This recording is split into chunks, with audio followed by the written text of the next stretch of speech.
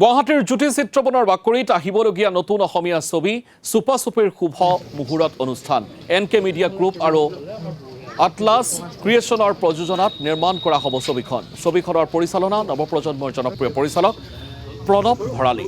ছবিখনত অভিনয় কৰিব প্ৰবীণ অভিনেতা অৰুণ নাথ, কমল লোচন, সপ্তৰ্ষি গগৈ, কৌশিক ভৰদ্বাজ, বৈভৱী গোস্বামী আৰু কিশোৰ তহবিলদাৰৰ লগতে আন বহু নবীন প্ৰবীণ কলা কুশলীয়া। ছবিখনৰ প্ৰযোজনা ঋষিকেশ পাটগিৰিৰ।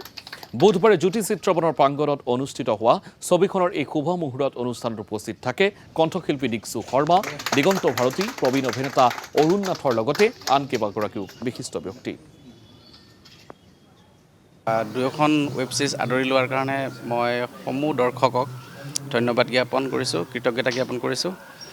চুপাচুপিখনক, কৃষ্ণচূড়াখনক ইমান মৰম দিছে আৰু সেই মৰম আৰু বঢ়াবলৈ আমি এইবাৰ চুপাচুপি চিনেমা কৰিবলৈ গৈ আছোঁ।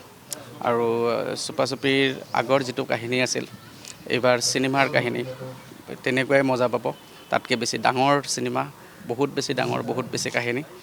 আমাৰ আগৰ কাষ্টখিনিতো আছে কৌশিক ভৰদ্বাজ, জিৎ কলিতা, তাৰপিছত সপ্তৰ্ষি গগৈ, বৈভৱী গোস্বামী, স্নিগ্ধা গগৈ আৰু নতুনকৈ আমাৰ আহিছে অৰুণ নাথ ছাৰ, কমল লোচন আৰু এটা ছাৰপ্ৰাইজিং এক্টৰ এটা আছে, সেইটো তেখেত বাহিৰৰ।